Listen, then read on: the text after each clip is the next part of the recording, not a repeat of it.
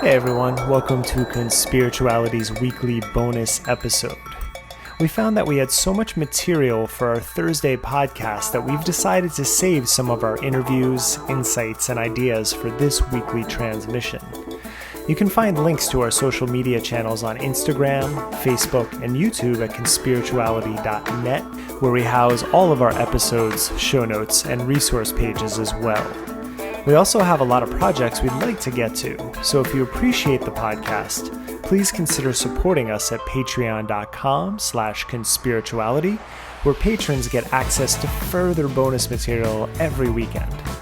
And if you are so inclined, please give us a review or rating on your podcast player's page to help us appease the gods of analytics. Thank you for listening, as well as your support. One of the realities of producing a podcast in this age is that you're inevitably going to get a good amount of feedback if you have enough listeners, and I'm very grateful that so many people take the time to comment and discuss the themes that we talk about on Conspirituality. One thing I've learned after having worked in media for almost 30 years is you will never be able to please everyone all of the time, and really that's okay. I think that's actually part of creating things. You get feedback, and some you take in, some you ingest, some you turn over, sometimes you change and adapt, and we have actually done that with the podcast. And then sometimes you just have to accept that there are differences, and you decide whether or not you want to continue to engage or move on. It's not unlike being in a relationship with someone that you love. One reality that I pointed out to Matthew and Julian early on is how I deal with feedback, and it is different than how they deal with it in certain capacities. It's a discussion we've actually been having on Slack over the weekend. I relate all of this to loving a musician. First to mind is always Fiona Apple. Her debut album when I was in college or at the end of high school just completely rocked me. And she has since been one of my favorite artists. And you know what? I don't really like the idler wheel. She was having a moment, and for her, that's where she was at. It doesn't resonate with me. But then Fetch the Bolt Cutters came out this year, and really, right at the beginning of quarantine, completely actually set the soundtrack of what were happening this year. And no love was lost during Idler Wheel. It was just like, she's moving in a direction that just isn't capturing me right now. And that was okay, because you see the bigger picture at play. And that's what I want to talk about today. We've gotten feedback before that certain people really enjoy the more free-flowing discussions that we have, and other people really like the segments, and so that's why we produce different content. Thursdays has become structure with discussion, and then we have these bonus episodes and the different things we do on social media. Sometimes they're a little more open, and sometimes they're very structured and written out. And today, there's not a lot of structure here. But what does relate the theme that I want to address today is diversity. That's a theme that's been in my work for as long as I've been working, which began in 1993 when I began writing as a newspaper columnist. And before I begin, I do want to point out one thing that I said on Thursday, which might have been slightly inaccurate, when I mentioned that on our social media feeds, when we're having more heated discussions with listeners about the fact that when someone says 3 cis white men, that I stop reading. That's not actually true. I stop engaging at that point. I don't stop reading because I will read everyone's commentary to the degree that my time allows me to. So it's not like my eyes glaze over at that moment, but I do stop engaging for reasons that I mentioned on Thursday, so I'm not going to revisit them there. I'd rather actually push this conversation forward. Matthew has written an exceptional piece that he's planning on working on that talks about the difference in our relationship on that topic. And I read it this morning, and he's still massaging it. And it really speaks to why I love working with Matthew and Julian, because as I've said on the podcast, we do have slightly different opinions. We agree on the big picture. And that's really what I'm talking about here today. And something that I've pointed out over the weeks that I think is so important for people who are more liberal or progressive in America that they have to understand is that when you are thinking about the bigger picture, sometimes the smaller things don't matter that much. It's something that the right in this country understands and are very disciplined about. And it's why they've had control of government for decades. Even when we had someone like Barack Obama in power, he didn't have power. We saw that with the appointment of judges, the constant blocking of legislation. It's because there's a level of discipline that does not exist on the left. And part of that specifically has to do with our inability to get over the smaller things when we're talking about the bigger picture. So for this conversation, I want to briefly contemplate 3 ideas that are represented in 3 books that I've published.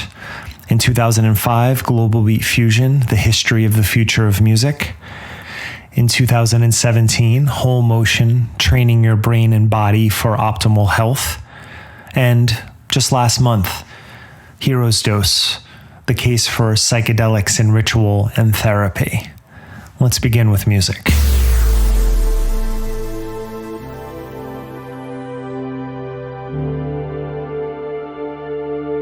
Having grown up in a small, predominantly white suburb in New Jersey, by the time I got to Rutgers University, I happened to live on one of the most racially diverse college campuses in the entire country, Livingston College, which is now a defunct college, but it still exists as a campus. It was a place where there were people from all over the world on this campus. It was actually created in the late 60s, and it was designed by a prison architect because he knew that this was the era of civil rights, that a lot of minority students were going to be there. So you can imagine the physical atmosphere was rather dour, but the actual atmosphere of the people was incredible. And it all related around sports. I grew up an athlete. I love sports. There were members of the Rutgers baseball team that lived on my floor. I played with the basketball team, not myself, but I played with those members in the gym there. It was just perfect for someone like me who wanted to get the best that he could in regard to athletics. And so here's the thing about basketball. When you're on the court, it doesn't matter what color you are. It matters how good you are, the integrity you bring to the game, the drive and the passion. And that's something that I learned on that campus. I was able to work through any biases I may have had in terms of race, ethnicity, religion. All of those factors went out the door because when you were on the court, there was the game. And the game is what you played. And that stayed with me. That stayed with me for the decade of my life that I got to work as a world music journalist. That term is now kind of defunct, and that's a good thing because world music has denoted music that isn't American popular music for a long time. And it was actually created, the term itself, in the mid-1980s to service record stores in a particular way. So the origins of the word isn't bad, but there is a sense of privilege that came with it that they've worked through, and now the industry is looking at different terms. I called it Global Beat Fusion. And the idea behind it was that all of the folk musicians from around the world, for the first time in history, were making music on the same instrument, and that is the computer. And why that's important is because up until this modern era, my generation, folk music was defined by the instruments that people were using. If you were in India, maybe it was the sitar or the santur, the tablas. If you were in Sweden, it might have been the nyckelharpa. In Jamaica, it's the bass, because thank you, Jamaica, for putting bass at the forefront. The computer was the first time that people were using electronic means to make music. And that's what I was capturing. I got to interview hundreds of artists during that time as I worked at magazines. I got to travel around as a DJ and play with people from all over the world. I got to travel quite extensively during that period of my life. And the case that I make in the book is that history is so important. Knowing where the origins of things lies really helps you to create a framework for understanding what you do. It's the perspective I try to bring to the podcast all the time. I talk about it a lot in terms of evolutionary biology when I talk about things like vaccines or different applications of medicine, for example. But this also applies to music. And so in the book, I start in India and I trace migration routes out of India up through the Balkan Mountains and how Eastern European music was heavily influenced by Indian music. And then amazingly, it came back down the same trail and influenced Indian music as well. It also took off from India up through the Middle East into Persia, into Iran, and created classical Persian music. So that was one of the routes. The most interesting route to me was the Indian music connection that helped to inform and create hip-hop. Now, hip-hop is often pointed to as being directly influenced by Jamaican music, which is actually true because some of the first hip-hop DJs and MCs were from the Caribbean and were from Jamaica, and that's how hip-hop was created in New York City in the 1970s. But in the 1830s, a whole boatloads of indentured servants traveled from India to what was called the Clarendon Plantation on Jamaica, which was a sugar and banana plantation. And they were actually brought over under the auspices of working on a tea plantation because tea was very popular and Indians knew how to grow it. But they lied just to get the workers over there for cheap because slavery had just become illegal in Jamaica. It's funny, the U.S. was actually kind of late on overturning slavery comparatively to a lot of other countries. And so the Indians arrived and all of a sudden they had to work in bananas and sugar. So they were already, they had signed these 7-year contracts. The boat wasn't going in the other direction. They didn't have a choice. And so as often happens historically, when migrant populations come into societies, they tend to become friends and associate with other minority populations, which happen to be the African Americans who were enslaved in Jamaica at that time.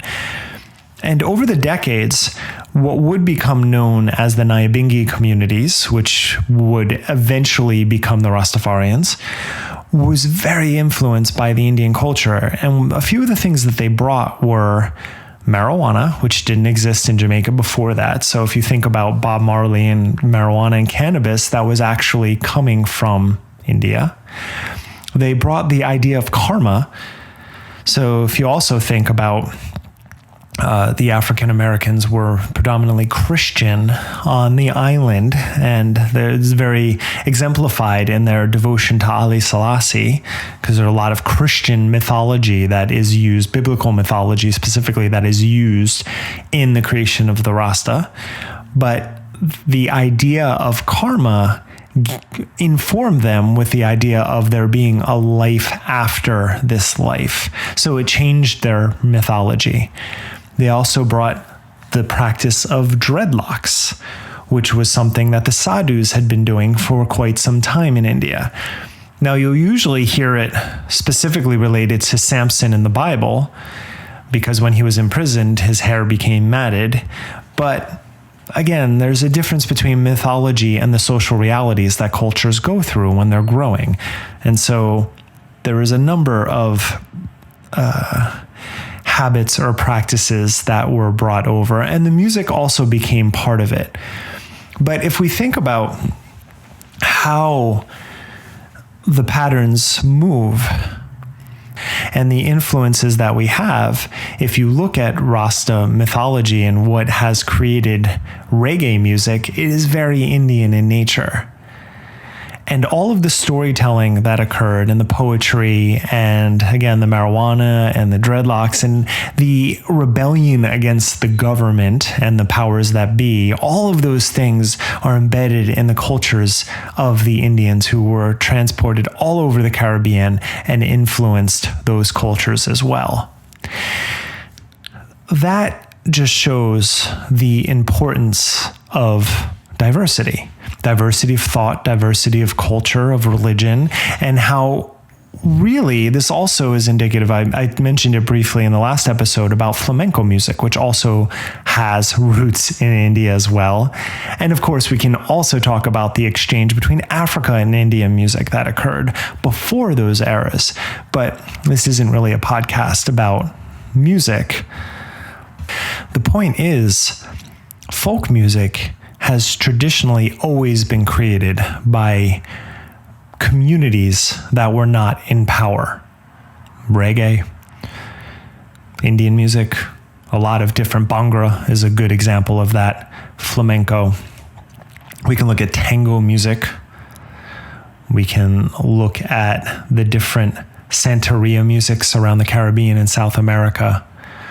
Peruvian folk music and the influence of African and Latin cultures that were enslaved initially there. American folk music, which is predominantly what? Jazz, rock, which comes from African Americans, soul music. I mean, you see this pattern over and over again. And all of these patterns have to do with communities that were not in political power. The Silk Road is a great example of this because what happened during the trading routes was also the exchange of musical information, songs, storytelling. It's the way that people communicate. And when you meet someone that is from another tribe and you don't know them, you could war with them, or you could trade with them. And trading didn't just have to do with spices or textiles. You can even look at this through a religious lens. We all know about the Crusades. Now, every time Crusaders went down into the Middle East, what would happen? A number of those soldiers would stay and then marry and then intermingle with the populations. In fact, I believe it was the Second Crusades was a response to the first failed Crusades because the Europeans were frustrated that so many of the soldiers stayed and became parts of the communities they were initially invading. Humans will find ways to get along with one another when the dialogues are there, when the conditions are right. And unfortunately, those conditions are usually right when there is a sense of struggle, because there has to be some sort of building going on. And when you're concerned with building something, when your survival depends on working with other people, we do have a knack for getting it together. And one thing that history has shown is that it doesn't matter what your background or your belief system is. If the crops need to grow, if the shelter needs to be built, people will get along. That is very much underlying the theme that I talk about when I say that progressives and liberals need to understand the discipline of building something together right now. We are sorely lacking in that knowledge, and part of it has to do with the levels of privilege we have in America. We live in a country that is more wealthy than any other country possibly in the history of the world. And certainly right now, we're still, even in the circumstances we're in, and I know things are tough, I'm going through that, we still have more resources available to us than most of the rest of the world. And that's a point that I also want to get across, which is diversity of thought and beliefs. And that's something that music also taught me. So in 2008 and then 2010, I got to travel to Morocco 4 times to write about music festivals, and I got to visit different parts of the country. At the time, I was heavily involved in yoga. I had been teaching for a number of years at that point. I practiced predominantly at Equinox, but also at Jivamukti Yoga, where I had a lot of friends who were teachers. And if you know anything about Jivamukti, it is an extremely vegan community. At least it was. Everything has shifted and changed recently. But for a while, if you wanted to practice there, you were not allowed to wear leather into the building, into the studio at all. To be a teacher there, you had to take a vow to be vegan. I am not a Jivamukti teacher, but I know some of the foundations of that practice. And some of the teachers truly were, and some of them said they were, and then ate whatever they wanted to, but, in private. That's what happens when you create a cult-like mentality. But that was what was happening in my life at the time. When I first traveled to Morocco, I ate at Whole Foods often in Union Square. My diet was very good for being a vegetarian. I was not a vegan at that time, but I had my principles about meat eating. And while I was in Morocco, I stuck to a vegetarian diet the entire time. But here's the thing, what I noticed. When I first got there, I went to Fez, which is the largest outdoor Medina in the world. There's over 1 million people who live in that Medina. There's over 9,000 streets and something like 1,000 mosques. It is considered, parts of it, the ghetto. A lot of people who live in the Medina want to get out to the city. And you have this paradox that exists there, because the French own a lot of the property inside, and then they build these riads where they charge foreigners $400 or $500 a night, while the next building over could be people living in squalor. And you see this play out in real time. There are the main thoroughfares where most of the tourists go, but I had my camera and I was a journalist, so I explored a lot of the Medina, and I took a lot of very small, narrow pathways and checked out different buildings, and I was all around. And one thing that I noticed was that the ways that food is presented is much different than at Whole Foods. And so when you're walking by, someone has a stall and you'll see goat heads on the ground, and you'll see horse hooves, and you'll see all sorts of organs, and they're just out there, and the flies are around, and it is what it is. It's how people are able to survive. And I remember walking through and coming with my own biases, as you take everywhere you go, and looking around and being like, this is what people do to survive. And I only imagine taking the philosophies that I was learning in yoga and then trying to stick them into this culture. Imagine what would happen if I go in and say, no, you have to eat this way. This is all bad. You have to get rid of this. First of all, you'd probably just be laughed out of the area, which is the appropriate response, right? When you have your preconceptions and you move into other areas where your anecdote does not match up to the realities of that situation, if you don't adjust and understand empathy, then you're only going to either get laughed at or get angry, because that's the tension that exists. We can only see what's right in front of us and what we experience. Our critique of the wellness figures that we cover on the podcast is just pointing out how limited their field of vision is right now in the totality of what other people are going through. And it doesn't mean we don't also have our own limitations. I certainly do. But what I do understand, and I'm grateful for all of those years I got to travel around and talk to musicians, is that there's a much bigger world out there. And if you don't understand that perception is always relative to the environment that you're in and the people you're around, if you get caught in those echo chambers, then you're going to not only suffer when you come up into conflict with people who come from a different place, you're also going to perpetuate suffering. Now, I'm talking about actually having a lived experience in these places with a range of people. But on the internet, with these digital means that we have, it's a lot harder because we're just sitting in our own little boxes, looking at our screens, taking our own preconceptions and then blasting them out. And we don't realize where they land because they land in a lot of places. And I think that's what Matthew gets at when he talks about needing a digital hygiene, about recognizing that this is something that I say often. If you wouldn't say it to someone's face when you were with them in conversation, don't put it on the screen. Talk how you talk and would talk and want to be talked to at all times. It's a discipline, but I think it's one worth practicing.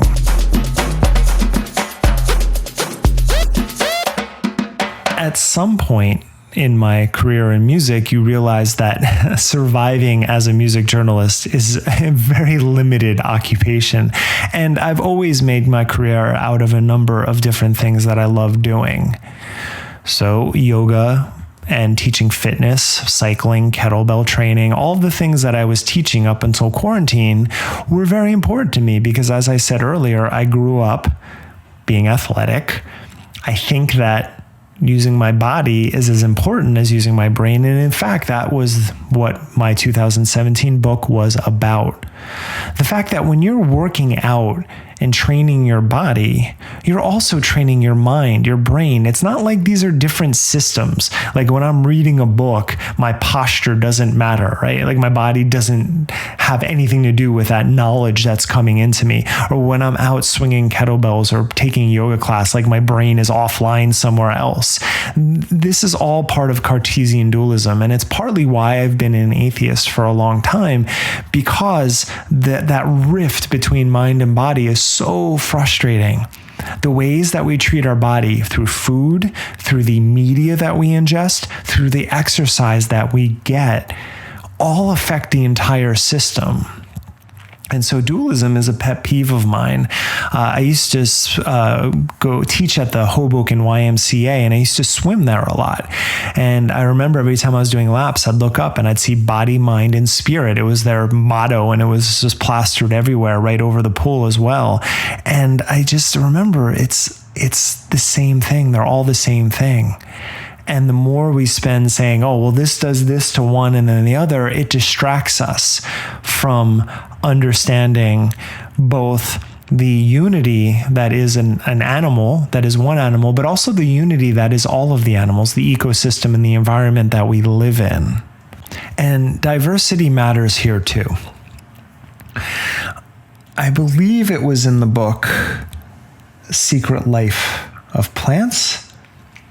As I said, I didn't write down notes for this one, and I live in a room here with a lot of books.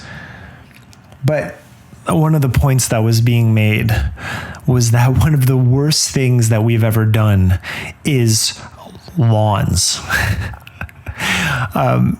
Taking one type of grass and then just putting it everywhere and then killing all of the other invasive plants.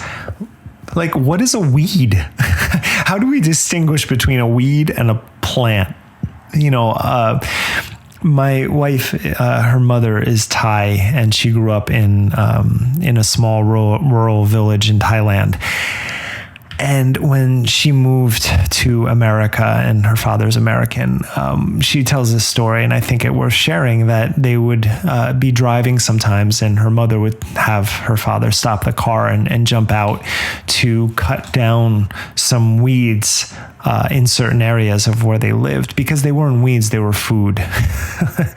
But we don't recognize it as that. That's actually something that happened during the Irish potato famine, when everyone, was apparently only eating potatoes and getting sick, when there was a whole plethora of food around, but they didn't know that it was food. And so people suffered and they died. Diversity is important. If you have a forest of one type of tree, the forest will die. If a truly invasive species takes over an environment, as humans sometimes do when they occupy cities, for example, you will create very unhealthy conditions. Forests grow because of diversity. And that book that I was referencing, I'm going to pause here. I'm back. You didn't even notice. The Hidden Life of Trees, that was bothering me. That is the wonderful book, The Hidden Life of Trees, that talks about the mycelia field that underlies the entire forest and how the mycelia and the trees use one another to create the conditions that allow for forests to grow. It's absolutely fascinating. But the point I want to make is that the diversity is what matters. You need a diversity of trees, of plants, of shrubs, of grasses, of animals, of mycelia. All of that matters. Humans, as Alan Watts used to say, were not born into this world. We grew up out of this world. Why would we think we're any different? That is what frustrates me so much by what's happening with America right now and identity politics in general. On one side, we have what is perpetuating QAnon, this very privileged, predominantly white, although I know it's, there's never any one thing, but predominantly white, right-wing Trump cult supporting ecosystem that is self-contained right now. Those are the conditions of death, and that's why I've referred to it as a death cult before, and I don't say that lightly, because there is such a limited vision that happens of understanding the necessity of diversity. How societies operate is no different than how natures operate, and the more that we try to operate differently, be it through monocropping, to go back to that, because one of the worst things you can do for soil health is only growing one type of crop. When you only grow palm trees to create oils, we know this, we have this understanding, and yet to maximize and to monetize, we've decided that only growing a certain number of crops, of only allowing in certain types of people, of only communicating with people who we believe the same things as and that we can get along with on a religious, ethical, racial, whatever it is lines, that is a good thing. We have an entire history to understand that it's not. That diversity, those trading routes that I talked about, the coming together of cultures to create new identities, it's what the world is doing anyway. It's the natural extension of evolution and what's necessary for a species to propagate and to continue. When an invasive species takes over too much territory, the resources become scarce and that species goes extinct. We have an entire historical record to point to understand this. This is also why my books are never about one thing. And I try to bring understanding of these forces together through the ways that I think and what I write about. And so we have a perception in American culture of the body. We have a cult of the body as well. We have a fear of death, which creates the perpetuation of plastic surgery and constant updates using toxins that I've referenced in earlier episodes. But the way we treat ourselves through our movements, through the ways that we move together and exercise, what we eat, the diversity of movement, the diversity of the foods that we eat, it all makes us stronger collectively and individually. If you only eat the same food all the time, first of all, that's called orthorexia. It's considered an eating disorder. But besides that, it's not healthy. If you only move the same exact way all the time, it's not healthy. What's true for individuals is true for cultures, is true for communities, it's true for the planet. And so one of the greatest things you can do is invite diversity into your life. And again, that has to do with diversity of thought. We won't all agree with everything everyone says. That's okay. That's okay, because if you open up room for a conversation, then there is growth. But when you try to stop the conversation, even if you don't agree with somebody on something, then there's no growth. There's only suffering. I think that point's been made a few times in a few spiritual practices before. And one thing that I've learned through decades of studying religion and these spiritual practices is that they are disciplines. You may think that you are something because you were born into it, but if you don't live up to the ethical and moral foundations of what is being taught, then there's really nothing there.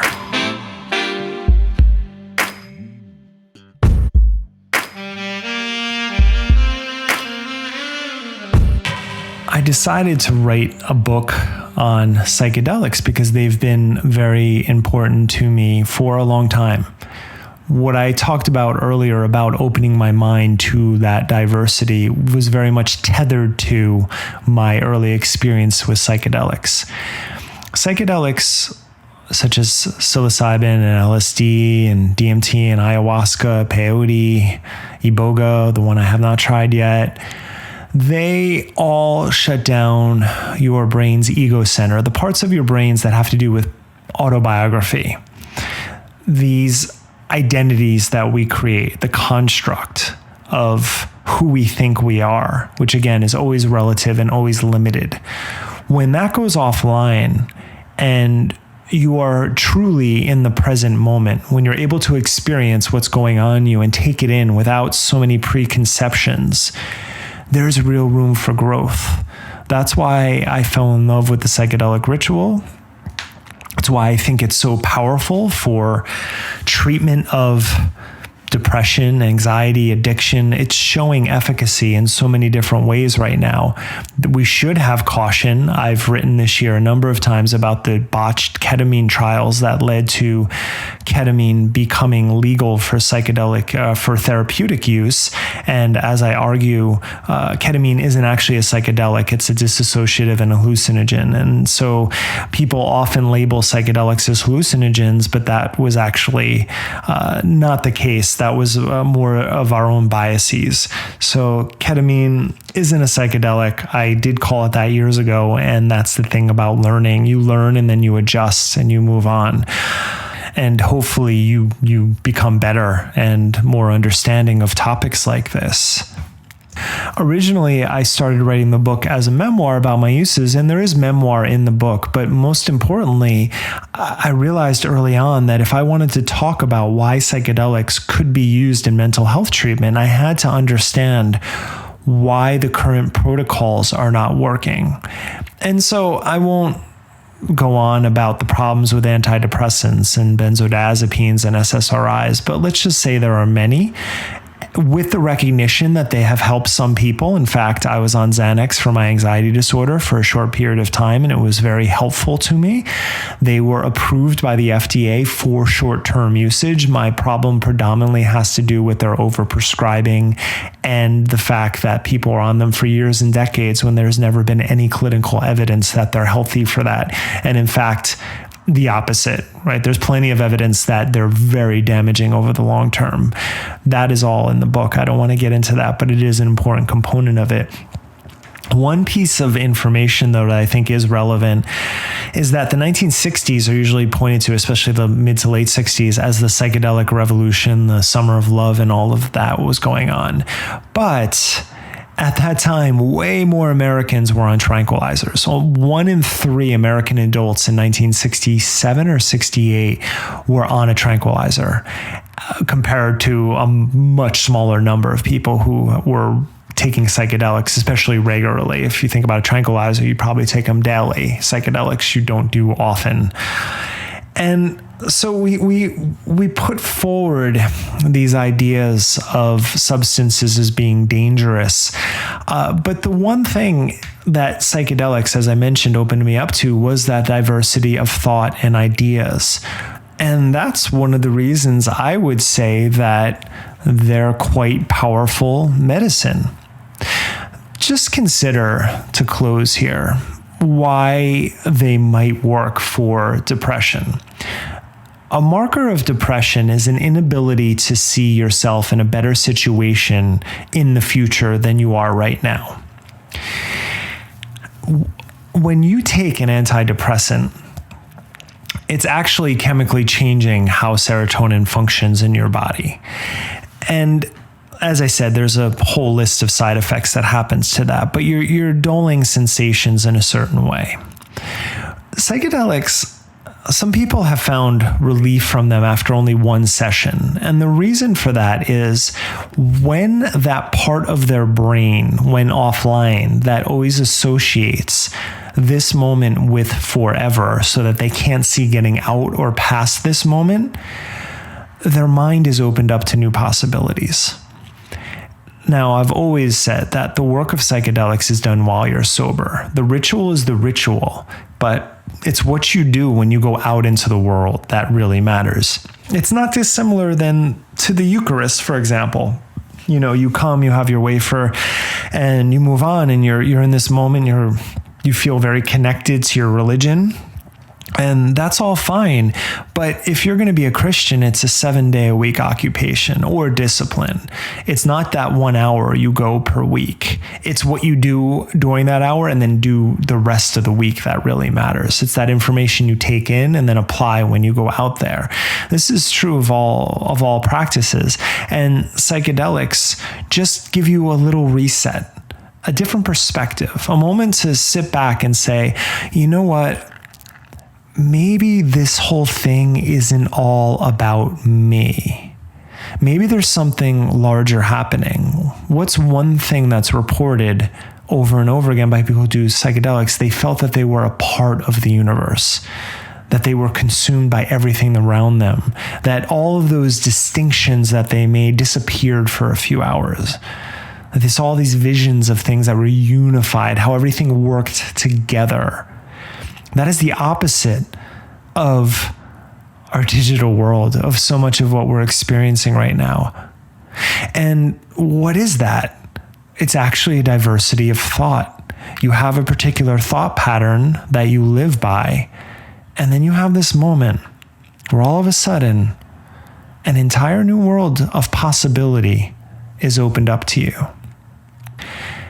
Everything that I've said during this podcast, and you can probably say during the collection of podcasts that I've done over the course of years and all of my writing, some of it is true, some of it is not, some of it's off, and that's okay. They're all experiences that I'm having, and the point is trying to get better. We have enough information as a world right now to know that one of the strongest fertilizers for things to grow is diversity. But when we're talking about that term, we need to actually consider it.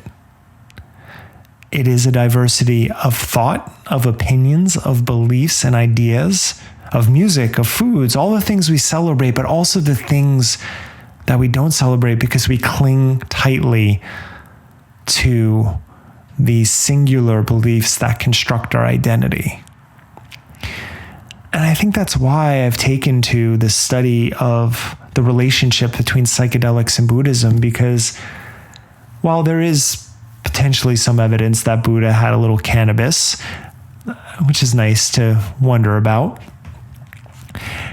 through his decades of meditation and his role as a civil servant, because he was a prince, and he also had to work with officiants in different areas so that his Sangha could operate in different areas of India. We forget he was a government official in some capacity too. He recognized that what stops us from enlightenment is the ego, is the self, this thing we cling to. And what he spent that night overcoming, all the darts that Mara threw, he was able to fend off because he wasn't clinging to his own safe little harbor that he called his self. I think it's a message and a practice that's going to be with us as long as humans are on this planet. And I think the best that we can do is to try to take it into consideration the next time we're triggered by something, or we come into conflict and maybe we're unable to look one another in the eye and have an honest conversation because of the media that we use to communicate at this point. But if we can step back and imagine through this lens, this screen that we look through, that we could see that other person, what would we really say to them? What could we learn? Could we bring curiosity instead of vitriol to the table? It is possible. I've seen it and experienced it. And the best we can do is continue to practice.